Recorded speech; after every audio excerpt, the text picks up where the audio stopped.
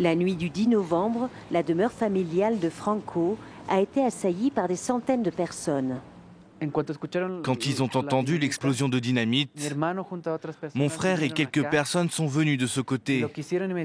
Et la première chose qu'ils ont faite, c'est de faire sortir par ici les femmes et les personnes âgées. En escaladant les murs, la famille s'enfuit de justesse, avant que la maison ne soit pillée, puis incendiée.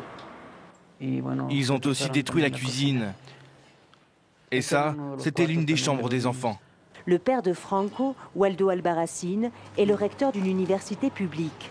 Ses étudiants s'étaient mobilisés pour réclamer la démission d'Evo Morales. Je crois que cette attaque avait pour but d'intimider les gens et cela a fonctionné. Ces derniers jours, dans la partie sud de La Paz, des quartiers entiers s'organisent pour se protéger. Le soir du départ d'Evo Morales, une foule en colère est descendue des faubourgs populaires. Les gens sont descendus de ce côté jusqu'au poste de police. Ils l'ont attaqué, ils l'ont incendié. Les habitants du secteur ont depuis créé leur propre système de sécurité.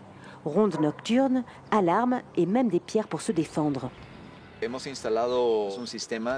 Nous avons installé un système d'alerte. C'est comme un bouton de panique.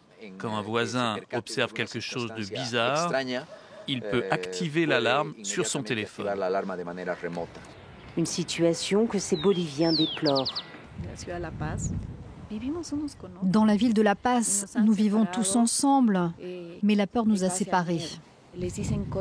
Ils leur disent que nous allons les attaquer, ce qui est faux. Et à nous, on nous dit la même chose. La crise politique de ces dernières semaines a accentué la polarisation de la société bolivienne. D'un côté, les classes populaires, indiennes et paysannes, plutôt favorables à Evo Morales. De l'autre, les classes moyennes, blanches et métisses. Avec Evo Morales, elles avaient appris à vivre ensemble, mais les violences ont ravivé une division latente en Bolivie. Israël